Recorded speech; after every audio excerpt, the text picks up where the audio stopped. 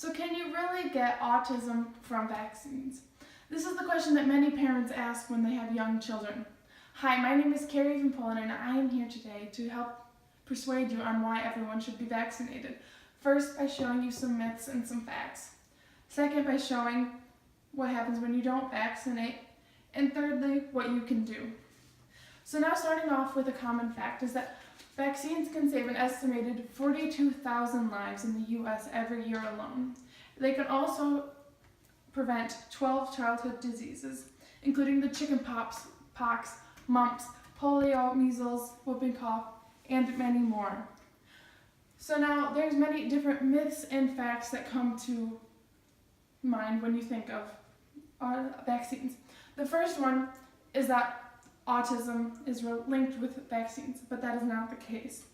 There's a study that shows that from Andrew Wakefield that vaccines and autism are linked, but this is not the case.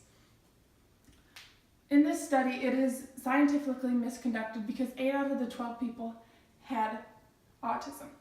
But instead, you were born with autism and you can't just get it from vaccinating. A quote is, "A meta-analysis of 10 studies involving more than 1.2 million children reaffirms that vaccines don't cause autism. If anything, immunization was associated with the decreased risk that children would develop autism, a possibility that the strongest measles, mumps, and rubella vaccine." Another thing is that herd immunization works. What herd immunization is, it's when a group of community who is vaccinated surrounds a group of people or someone that cannot get vaccinated for medical reasons. It might be someone older or someone younger. But this is just creating a barrier between. But more and more people are not vaccinating, so that it creates a higher risk. For instance, 48,277 measles were outbroke in 2012. And this is the highest it's been since 1955. This is a reason why herd immunization is so important in the community, so that the measles outbreak and many other preventable diseases can be lowered. Another instance is that children receive too many vaccines and they're stressing their immune system. This is not the case. And it's stressing their body.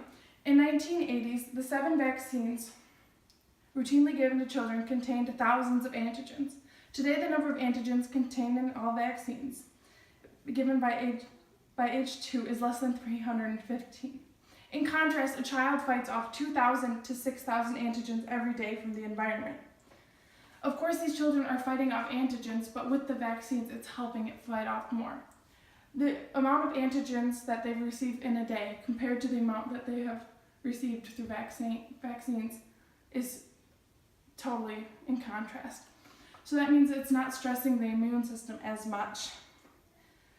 So what happens if we don't vaccinate?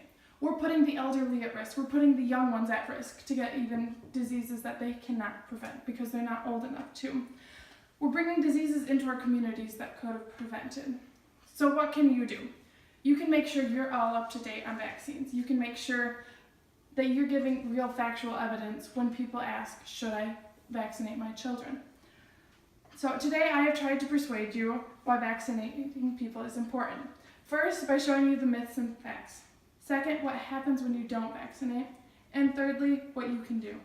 Thank you for watching.